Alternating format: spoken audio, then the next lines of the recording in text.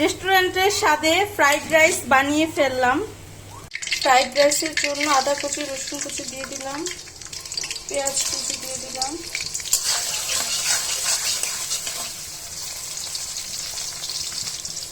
Chicken গুঁড়ো দিয়ে দিলাম, গাজরও দিয়ে দিব একসাথে, ভাজা ভাজা হয়ে সিদ্ধ হয়ে যাবে।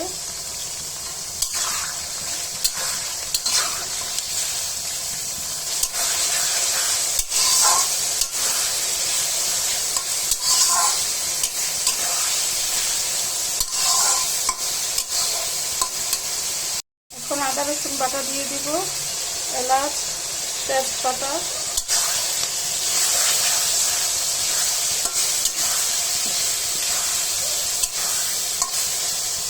স্বাদ মতো লবণ, টেস্টিং সল্ট, সয়া সস, গোলমরিচের গুঁড়ো, সস দিয়ে দিচ্ছি।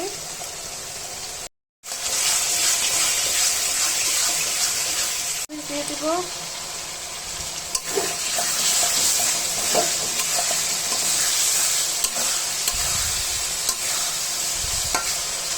এখন রাইস দিয়ে দিব। এখন রাইসগুলো দিয়ে নাড়িয়ে চেড়ে নিব, ভাজা ভাজা করে নেব। দেখুন কি ঝরঝরা হয়েছে রাইসটা। এখন ভেজে রাখা ডিমগুলো দিয়ে দেব। এখন নাড়াচাড়া দিয়ে নিব, একসাথে মিশিয়ে নিব ডিমের সাথে। এই মুহূর্তে এখন ঘি দিয়ে দিব। ঘি দিয়ে দিচ্ছি ফ্রাইড রাইসে।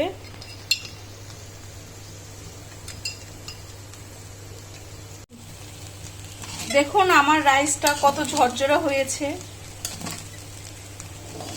রেস্টুরেন্টের চেয়ে কি কম অংশে